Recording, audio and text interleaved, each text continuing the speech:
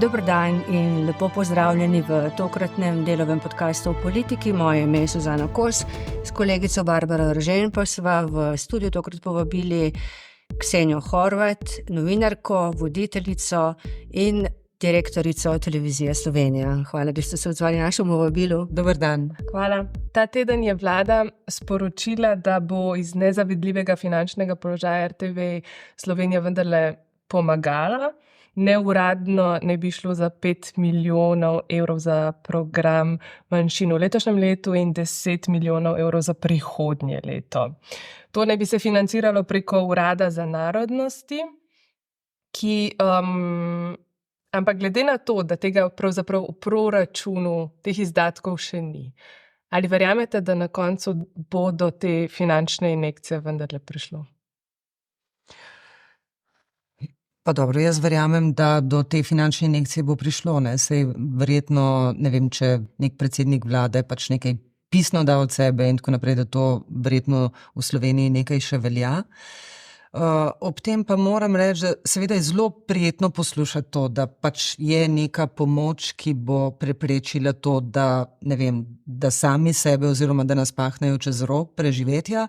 Ampak zdaj to pri nas, ko pa sestavljamo program za prihodnje leto, se še nikjer ne pozna. Tako da recimo tudi, če je bilo nek občutek olajšanja v ponedeljek, ko se je to zgodilo, je do današnjega dneva že tako kar precej zbledel, ker realnost je pa taka, da delamo s takimi številkami, kot so bile prejšnji petek, in v pogledu te številke pa je vse prej kot zelo optimističen. Kaj to pomeni, da rezi vendarle neki bodo? Glede na to, da vemo, da finančno stanje letos naj bi RTV končala z 10,5 milijona evrov v minusu. Ja. Zdaj, kaj je zame kot za direktorico televizije pri tem pomembno? Seveda tistih 10 milijonov minusa, ampak zdaj nočem tega grdo reči, ampak to je v bistvu bolj problem uprave. Jaz se ukvarjam pa s tistim, torej s tisto številko, ki jo imam pred sabo, ko razporejam program za drugo leto. Torej, in ta številka je... To sem že tolikokrat povedala, ampak v bistvu bom ponovila. Ta številka je res tako rekordno nizka, da vam ne morem povedati.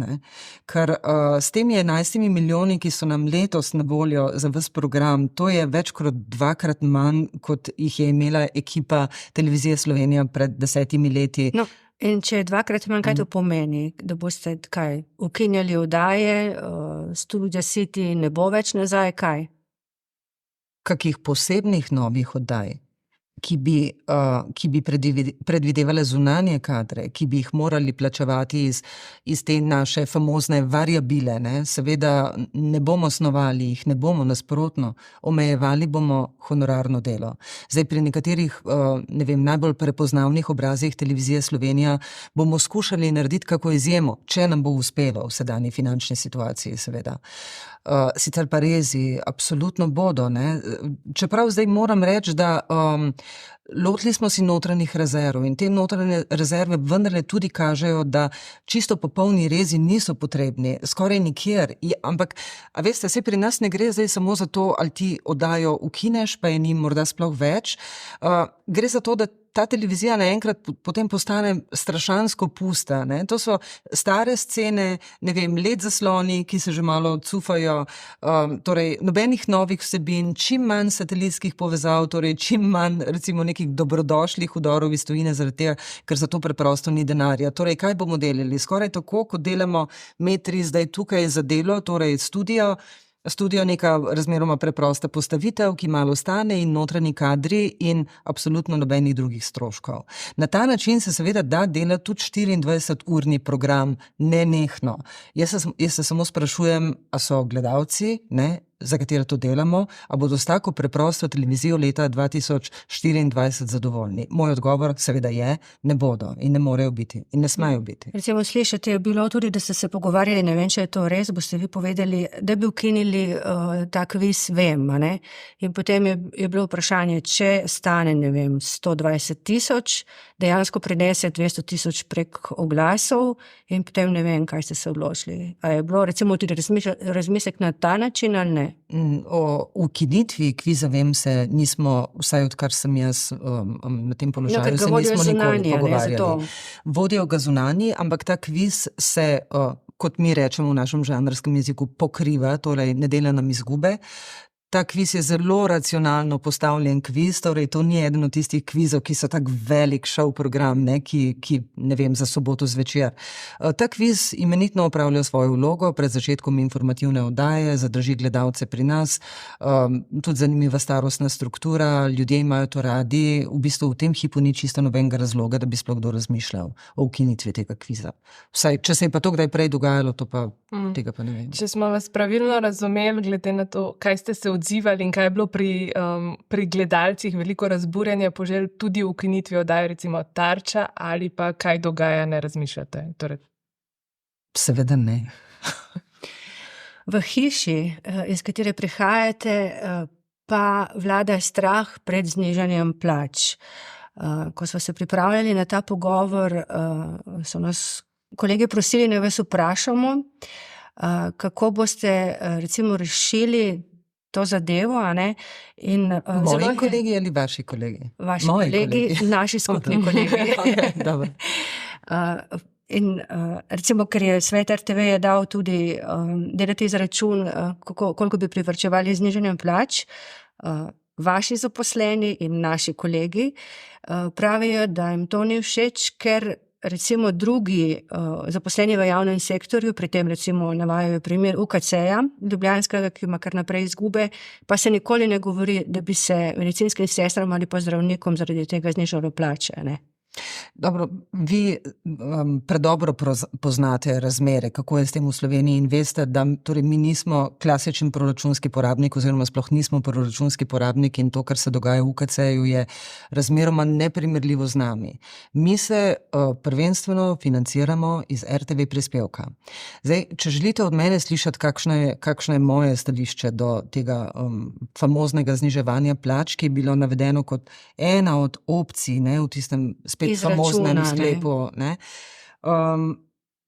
Glejte, ko je hiša, ko je javni zavod v tako katastrofični situaciji, kot je v tem trenutku naša, je seveda treba, nujno, mislim, to je zdravo razumsko, da pogledaš čisto vsak način, kako preživeti. Kako preživeti. Zdaj, seveda je to zelo problematično. Mi imamo izjemno veliko sodelavcev, ki so tudi na izjemno nizkem, torej izjemno nizkem plačnem razredu, praktično na ravni minimuma in jaz nikoli ne bi zagovarjala, da se tem ljudem na kakršenkoli način dviga plače. Pripravljena sem, znižuje plače. Pripravljena sem se pa seveda tudi sama odpovedati kakemu razredu, če bom ocenila, da to koristi dobrobiti naše hiše oziroma prihodnosti javnega zavoda. Izjemno nepriljubljen ukrep, ne vem, ali se o tem resno razmišlja, ali se samo študira kot eno od možnosti. Jaz si seveda želim, da do tega ne bi prišlo. Kako ste sicer razumeli ta sklep sveta RTV, da naloži upravi pač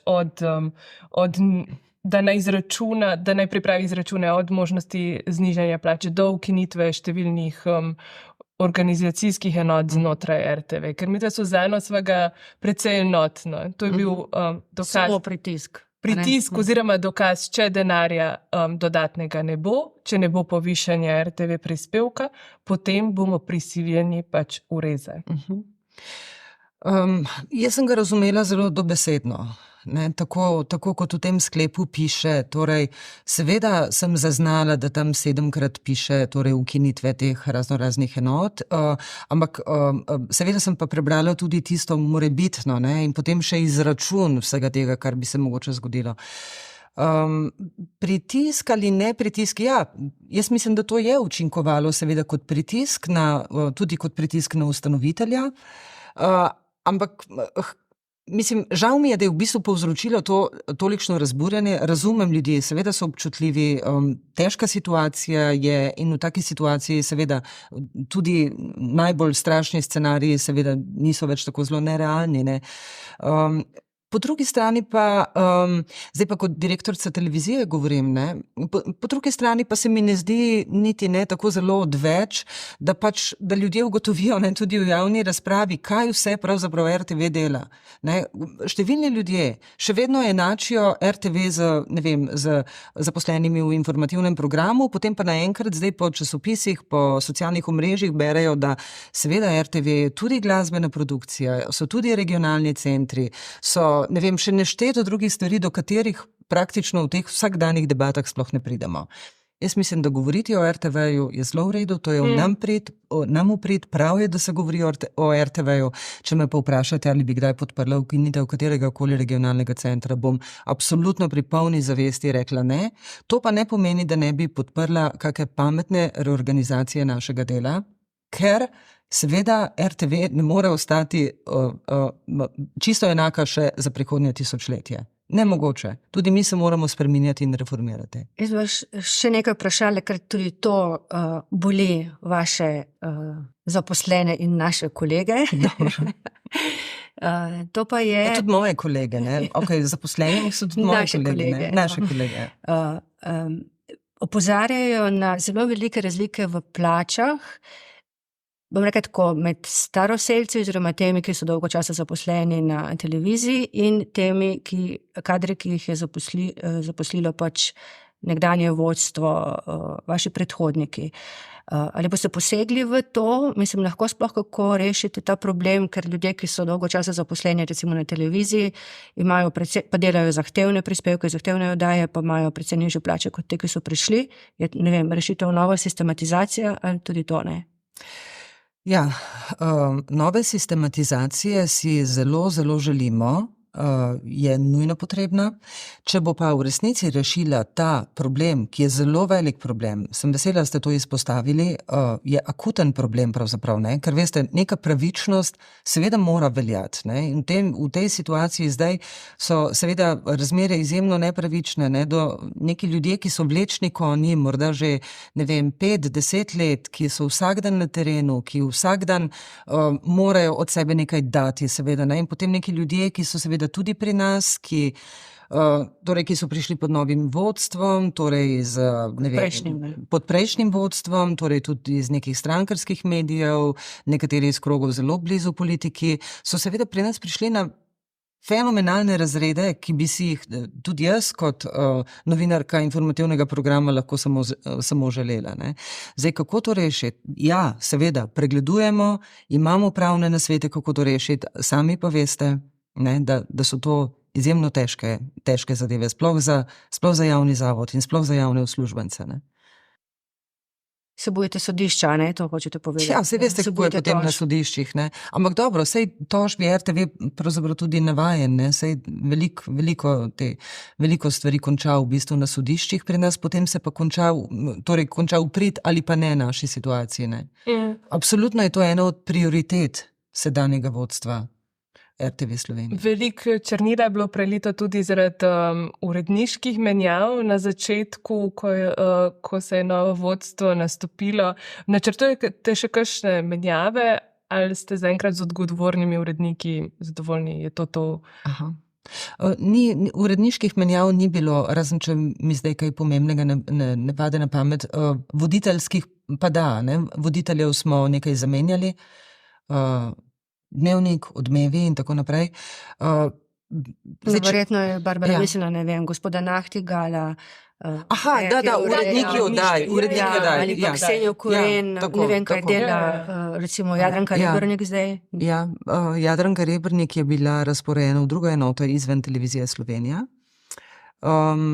Nisem njena neposredno nadrejena, tako da težko govorimo o njenih delovnih obveznostih. Ja, bilo je kar nekaj menjav. Zdaj, jaz si želim, da bi se menjave še dogajale. Mislim, da je treba prevetriti Televizijo Slovenija pa marsikje še, ne? Zdaj, absolutno ne govorim o ravni teh menjav, kot so bile.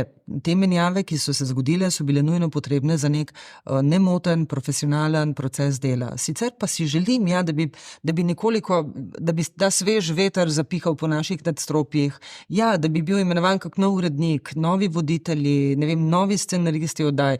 Mislim, da je skrajni čas, da se pri nas nekaj spremeni. In to seveda je tudi ena od poti, kako to spremeniti. A to, kar ste doslej spremenili, se vam pozna že tudi na gledanosti, recimo, informativnega programa? Ja, zdaj, to je zelo težko je, veste, o gledanosti govoriti kot o nečem zelo oprijemljivem, kar takoj nekaj pomeni. To so vse spremembe, ki vendarle je treba biti pošten, na dolgi rok se poznajo. Zdaj, ko spremljamo podatke o gledanosti, je trend dober, ne? Sem optimistka, da lahko na tem kaj zgradimo, ampak veste, ko eno leto rušiš in izgubljaš zaupanje in ko v bistvu 20 let zelo malo narediš na tem, da bi že v bistvu ta trend obrnili in potem to minulo vodstvo, ki je bilo samo še nek končni udarec temu, ne, ali pa zelo močen končni udarec, potem tega ne moš odpraviti zelo hitro. Zdaj, to je proces, ki traja. Problem pri nas pa je seveda, ker nimamo veliko časa. Mi moramo res zakopati in poskusiti narediti kako spremembo.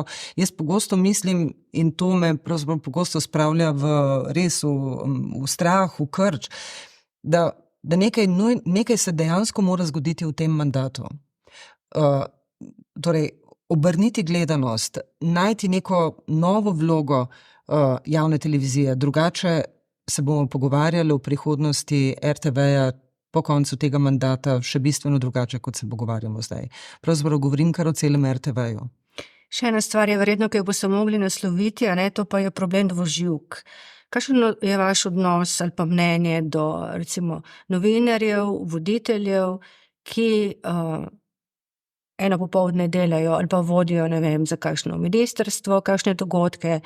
Videla sem v poročilu varuhinje gledalčevih pravic, da jih moti tudi vodenje nekih lokalnih vaških prireditev ali občinskih prireditev. Skratka, vaši kolegi zelo veliko delajo ob svoji službi. Menite to urediti? Ker to seveda vpliva na kredibilnost, a ne, če eno popoldne ali pa en večer voditelj vaših oddaj prijazno kramlja na nekem dogodku nekega ministrstva ali pa česa podobnega in potem ga čez 2 dni gosti v studiu in neodvisno sprašuje. Se povsem strinjam. To je stvar, ki jo moramo urediti in jo tudi bomo uredili zelo v kratkem. Ni v redu, ni dobro za hišo, ni dobro za položaj tega novinarja, ki to počne. To ni samo novinarski problem, imamo tudi v drugih, recimo, ne vem, profesijah RTV-ja, imamo probleme, ki so zelo podobni. Je pa seveda, če voditelji osrednjih oddaj počnejo te stvari, pa seveda to najbolj vidno in tudi najbolj narobe. Se strinjam popolnoma z vama, da to ni v redu. Besedico, če bi mogli zamenjati, ko počnejo, ker itak počnejo to. Ja, ne? je verjetno res boljši izraz, ja. Kako pa imate na RTV urejeno evidentiranje? V veliko medijskih hišah je kolege razburilo uveljavitev novega zakona o evidentiranju delovnega časa. Pri nas ni to nikogar razburilo, zaradi tega, ker delovni čas že evidentiramo. Zdaj, ne me držati za jezik, ker se ne spomnim, kako že zagotovo zadnjih 10 let je torej to štempljanje pri nas nujnost in konstanta in to vsi počnemo in seveda potem tudi preštevamo te plus in minus ure, namesto da bi se seveda ukvarjali s kvalitetnimi prispevki in s kvalitetnimi oddajami, ampak seveda, ne, neki normativi, neko osnovno spoštovanje, seveda to mora biti. Ampak mislim, da je pri nas to sorazmerno urejeno. No, težko bi tukaj dodala, tako da ta novi zakon ni povzročil nobenega razburjenja. Mislim, da novinarji tukaj ne bi smeli biti nobene izjeme. Ma glejte, kot dolgoletna novinarka moram reči, da je bil eden od razlogov, zakaj se mi je zdel novinarski poklic vabljiv, tudi to, da to ni pomenilo nekega zacementiranega delovnega časa od 7 zjutraj do 3 zvečer, do 3 popoldan. Če bi si to želela, potem bi verjetno našla nek drug, nekoliko bolj uradniških poklic. Mislim, da to za novinarstvo sicer ni dobro. Želela bi si, da bi drugače normirali naše delo in sicer po kvaliteti novinarskih izdelkov, ki jih objavljamo oziroma so natisnjeni v časopisu. To je moje čisto osebno mnenje. In v bistvu tudi kot direktorica hiše bom prej zagovarjala človeka, ki je naredil imeniten prispevek ali pa imenitno oddajo, pa tudi če mu manjka tistih 10 ur, ker vem, da za neko kvalitetno stvar moraš ti moraš delati. Ne? Zdaj to delaš v službi, kjer si v pisarni še s 5 ljudmi, ali pa morda doma za pisalno mizo, v bistvu tako, teoretično mi je popolnoma vse. Praktično pa seveda je sistem tak, da se pač treba držati teh nekih osnovnih pravil. Ne? Tako je. Zdaj bom rekla nekaj nesramnega. V ponedeljkovi oddaji, v kateri ste zapeljali vso hvaležnost vladi, ki vam je prvo pomagala in slavospev sami sebi, kako ste pomembni za Slovenijo, je eden od gostov v studiu, gospod Miran Zupanič, govoril tudi o servilnosti do določenih krogov na televiziji Slovenija. In tega ni izjavil prvič. Govoril o tem, da je v bistvu, da ste na RTV omejeni, ker morate pri svojih odločitvah kar naprej upoštevati tudi vplivne centre moči, političnih, kapitalskih, klientelističnih. Kakšno je vaše mnenje o tej njegovi izjavi? Recimo, da nekaj o RTV vendarle ve, ne, zaradi svoje funkcije in drugih zadev, ne? Mislim, jaz Mirana Zupaniča globoko spoštujem in sem prepričana, da zelo dobro pozna ustroj naše hiše. Ampak najprej vas moram vprašati, kje točno smo ta slavospev vladi naredili, no, če to lahko najprej razčistiva, in pa druga zadeva, kje točno smo glorificirali delovanje naše hiše. No, prvo vprašanje vam bom odgovorila. Prosim. Vzhičeno, zdaj se ne spomnim, kdo je pravzaprav rekel, ali voditelj ali voditeljica, da je to prva vlada, ki nam je pomagala. Ne? Dejansko vas to spravlja v zelo končljiv položaj.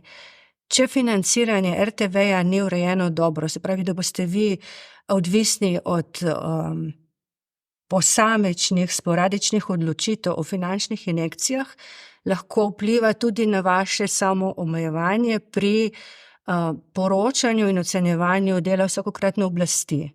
No, zdaj, če se tu drživa faktov, boste ugotovili, da je bila sedanja vlada, ne glede na to, kaj si metri o njej mislimo, da je bila to prva vlada po 12 letih, ki je nekaj naredila, da RTV morda v mesecu dni ne propade. Torej, nas je recimo pogasila tisti gromozanski požar, ki je preprečil uničenje recimo v enem mesecu. Ne? Govorimo o likvidnosti, govorimo o zelo resnih zadevah.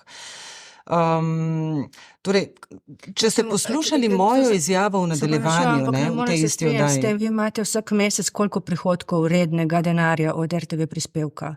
Tako da pač imate zelo veliko zagotovljenih milijonov, a ne, da delujete. Kako to mislite? Ne razumem. Mi delujemo na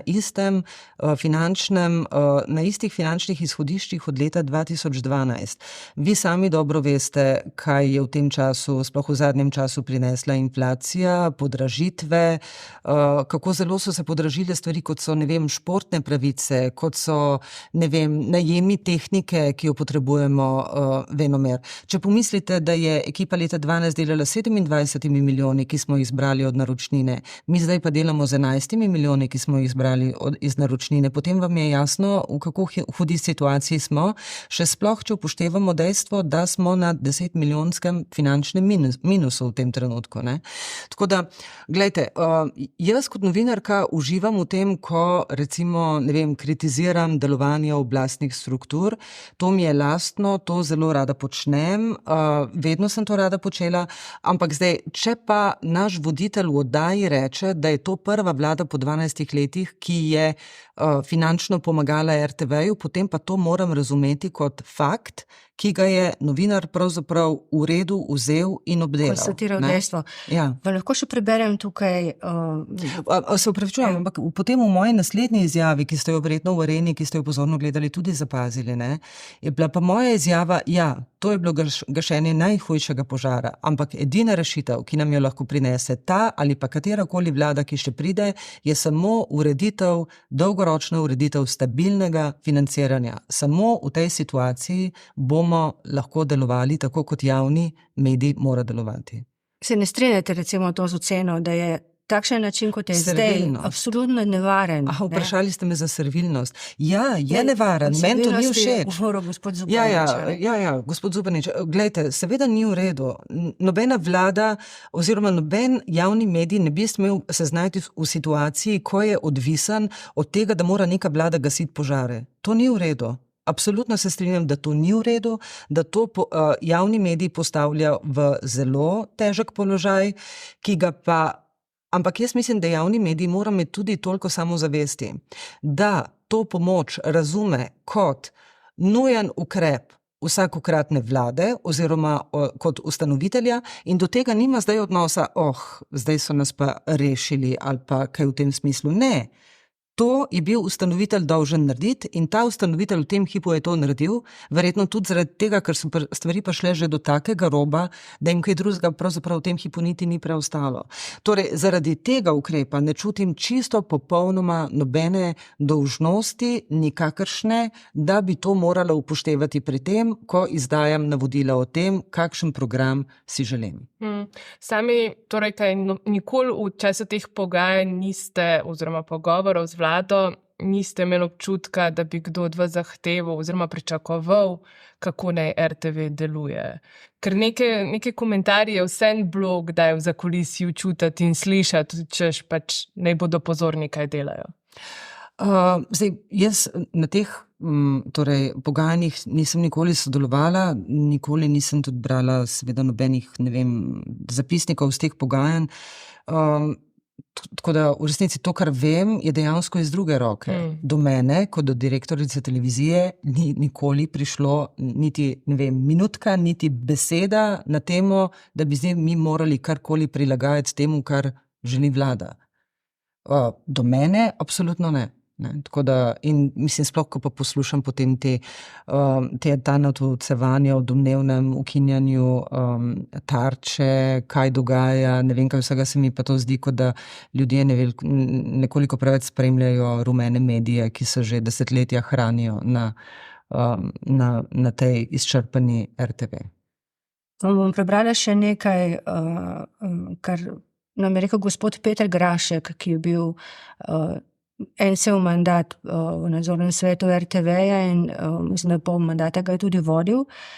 Dal je čez tudi 2 direktorja RTV-ja. Njegova ocena je, da je vsakokratno vodstvo RTV-ja in tudi ustanovitelj nihče ni imel interesa, da bi se dejansko kaj spremenilo in reagiralo. Sicer gospod Grašek opozarja tudi na, mislim, da velik delež odhodkov za plače, za stroške dela, ki je 57% v vseh odhodkih. To je opozarjal že pred, 5 leti in navajal primerjave z drugimi javnimi televizijami v Evropi, kjer je, mislim, da povprečen delež 42%, v nekaterih drugih državah pa celo 22-25%. Skratka, z manj ljudmi naredijo več. Ampak gospod Grašek pravi, da vsakokratno vodstvo RTV-ja ni želelo rešiti, nasloviti teh težav, ki so tudi glede strukturiranja in glede financiranja in tudi nujnega prestrukturiranja hiše. Vodstvo zato, ker je pač si želelo mir in so pač izkoriščali za to, da so prišli skozi leto pač finančne rezerve, ki so bile. Ustanovitelj pa tudi ni kazal v bistvu želje, da bi dejansko uredili pač financiranje RTV-ja na drug način. In recimo gospod Grašek je rekel, ko je hodil v parlament in opozarjal na odboru za finance, na odboru za kulturo, so bile razprave predvsem neki ideološki spopadi dejanskih težav, pa v bistvu niso načeli. Ja, to bi se morala kar strinjati. Venomer ideologiziramo to RTV in se ukvarjamo s stvarmi, ki morda so, morda niso problem, nikoli pa ne pridemo od tega, da bi dejansko se poglobili v strukturno pozicioniranje RTV-ja. S tem se nihče doslej resno ni ukvarjal, oziroma so se in ugotovili, da čez tisto neko magično mejo nihče ne more priti. Od tu tudi dejstvo, da praktično nimamo prenovljenega zakona o RTV-ju od leta 2005, če izvzamemo seveda to novelo, ki je bila sprejeta lani. Ne. Se strinjam. Ne bi se strinjala z podatki o nizki produktivnosti RTV. Zdaj, ker ne vem točno, na katere podatke se je gospod Grašek opiral, moram reči, da jaz bi, če bi seveda vedela, da me boste to vprašali, lahko prinesla en kup podatkov, ki nas postavljajo v bok kar velikemu deležu javnih televizij. Seveda pa so javne televizije zelo različno urejene. Naprimer, flamska javna RTV je urejena tako, da oni ogromno dela najemajo od zunaj, ne? Torej, imajo ogromno zunanje produkcije. Pri nas recimo ni tako. Ampak mislim, da to navajanje nekih nepreverjenih dejstev, da je pri nas produkcija precej nižja kot v drugih državah, ne drži. Poglejte, delamo 2 televizijska programa, delamo 3 radijske programe, delamo programe regionalnih centrov, delamo programe torej italijanske manjšine, madžarske manjšine. To je neskončno ur programa, ki ga ustvarja naša RTV in primerjalno nismo nič slabši od nekega evropskega povprečja. Kjer pa jaz vidim probleme, tudi kar zadeva enoto, ki jo jaz tukaj vodim, želela bi si, da bi mi delali bistveno bolje. To, kar naredimo, da bi bilo še bistveno bolje od tega, kar je. Je pa, ko ste zdaj omenili... Še tisto o servilnosti nisem prej povedala, ne? Ja, jaz razumem to pripombo gospoda Zumba, mogoče jo razumem po svoje, ne? Zdaj ne bom dala njegove interpretacije, ampak bom ponudila svojo. Jaz si zelo želim, da mi absolutno ne bi bili na noben način servilni. In zdaj, kako do tega priti? Če govorimo o novinarskem delu, ne? Veste, zelo težko je zavzemati neko strašno suvereno, samozavestno pozicijo, kakršno bi si jaz želela pravzaprav od naše uprave, od direktorjev, od samih novinarjev. To samozavest, da vse, kar delamo, da je v redu, da je v javnem interesu, da je vse prav, kar naredimo, da za nami torej stojijo analize, preverjanja in tako dalje, ne? To lahko reši marsikateri, ne samo javni servis, ampak katerikoli pravzaprav medij, ne? To zavedanje, da spoštuješ v bistvu novinarski poklic in ga opravljaš v popolnosti, ne? To ti daje to neko novinarsko samozavest. Ampak zdaj, če si ti, tako kot RTV pravzaprav je, 20 let samo izčrpavana in podvržena, se pravi, številnim kampanjam, predvsem iz recimo populističnih krogov znotraj Slovenije, če se o televiziji oziroma RTV-ju vedno govori samo in izključno slabo, ne, namerno, tudi z fake informacijami, z nepreverjenimi informacijami, potem seveda to vpliva tudi na pozicije tako novinarjev kot ljudi, ki RTV vodijo. In zdaj ta nesamozavest lahko pogosto deluje kot servilnost. Tu se pa seveda da tudi kaj narediti. Ne? Hodila sem prej se navezati na regionalne centre, kaj vse RTV Slovenija dela. Je pa ta sklep, ki ga je svet zavoda naročil upravi, pokazal tudi vsa gledanost oziroma poslušanost vseh teh programov, ki jih RTV dela, ni optimalno oziroma sploh ni najboljša. Ne? Recimo TV Koper, TV Maribor, povprečna gledanost 400 oziroma 700 gledalcev povprečju na dan. Ali, ko smo že odprli vprašanje zakona o RTV, ali je čas, da se vprašamo tudi, kakšen obseg javne službe pravzaprav RTV ima in ali mogoče zdaj o pomanjkanju vseh finančnih sredstev tudi čas za racionalizacijo na tem področju. Glejte, jaz mislim, da čas za racionalizacijo je vedno in povsod. Zdaj, jaz mislim, da vsak, ne vem, zavod, ne, bi se vendarle nenehno moral spraševati, da to bi v bistvu moral biti naš modus vivendi. Ja, dajmo se spraševati, da bomo tu racionalizirali, da bomo tu dali kaj več, kako bomo delovali, da bomo kar najbolje izpolnjevali javni interes. Drži, ampak to vam zakon o RTV nalaga, ne? Absolutno. Ta moja druga poanta je pa bila, ne? Zdaj, te številke, o katerih govorite, ne, da se jih pogledati na ta način, ampak po drugi strani seveda regionalni centri pripravljajo tudi cel kup oddaj, ki niso predvajane samo na njihovi frekvenci, kjer je gledanost nekoliko nižja, ampak jih predvajajo na prvem in drugem programu Televizije Slovenija, kjer je pa njihova gledanost primerljiva z gledanostjo drugih oddaj, ki se predvajajo v določenih časovnih terminih. Ne. Torej, absolutno nekdo, ki dela v regionalnem centru, kot se zdaj pa spet narobe interpretira, dela tam za nekaj 100 gledalcev, to ne drži. Ne, absolutno. Jaz ne polemiziram s tem, vsebina je vsekakor pomembna, ampak ali res potrebujemo ločen program? Ne nazadnje, ali potrebujemo TV Slovenija 3, ki prenaša parlamentarne seje v času, ko je pravzaprav vse na spletu dostopno. Državni zbor prenaša to sam na spletu. Ja, glejte, se popolnoma strinjam z vami. Dajmo izpostaviti čisto vsako enoto delovanja RTV-ja in poglejmo, ali še služi v bistvu tem nekim današnjim časom, ali se jo da kako racionalizirati, ali pa morda ne, tole s prenosi parlamenta. Ja, se strinjam, dobro, ampak gledajte, to so stvari, ki jih mi imamo v zakonu, ne? To je neka debata, ki se enkrat mora odpreti in resno vse dati na mizo in premisliti, kaj delamo in tako naprej. Ampak glede regionalnih vsebin, mi regionalne vsebine potrebujemo. Mislim, ljudje so siti te Ljubljane, pa ljudje hočejo vedeti, kaj se dogaja na Štajerskem, v Prekmurju, na Primorskem, Beli krajini. Mislim, vse to so neke resne stvari, kar želim jaz narediti. Jaz si zelo želim, da bi številne naše oddaje, ki nastajajo v centru, da bi njihovo produkcijo lahko delali prav tako v Mariboru, Kopru in morda tudi še kje drugje z našo mobilno tehniko. Ker sem pogosto naveličena vedno eni in istih obrazov, ki se pojavljajo v naših studijih. Zakaj? Kot da ne bi imeli nekih, ne vem, močnih gospodarskih, intelektualnih, ne vem, finančnih univerzitetnih krogov v Mariboru ali pa na Koprskem, se potem vedno znova vrtimo v teh nekem krogu istih obrazov. Jaz si zelo želim, da bi v času svojega mandata to lahko razširila na celo Slovenijo in v bistvu dala tem regijam bistveno več možnosti, kot jih imajo v tem trenutku. Mogoče še vprašanje glede sveta. Že pred in dopisništev po svetu, že pod prejšnjim vodstvom se je veliko omenjala možnost, da se bo racionaliziralo dopisništva. Ali drži, da se tudi o tem razmišlja pod tem vodstvom, naprimer prvi na vrsti Bangkok, potem možnost selitve Rima v Trst, da bi znižali stroške? Možnost ukinitve?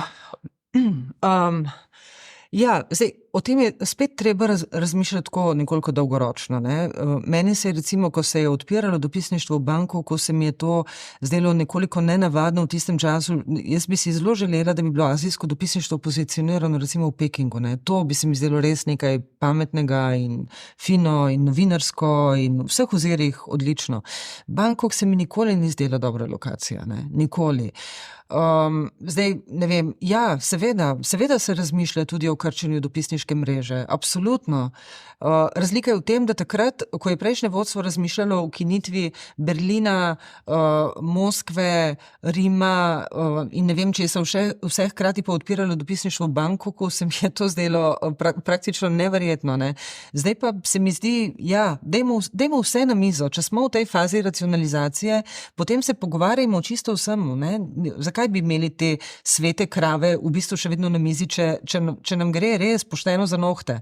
Ne? Jaz ne zagovarjam tega, da bi kdorkoli izgubil službo in tako naprej, ampak ja, poglejmo tudi dopisniško mrežo, ampak mislim, da tu ni pričakovati kakih sprememb zelo v kratkem. Bangkok, torej... Tako je bilo med vrsticami razbrati, da je možnost ukinitve Bangkoka. Torej. Glejte, ja, Bangkok ali pa ne vem, morda selitev v kako boljšo lokacijo, če nam bodo finance to dopuščali. Kot rečeno, Bangkok se mi ne zdi dobra lokacija.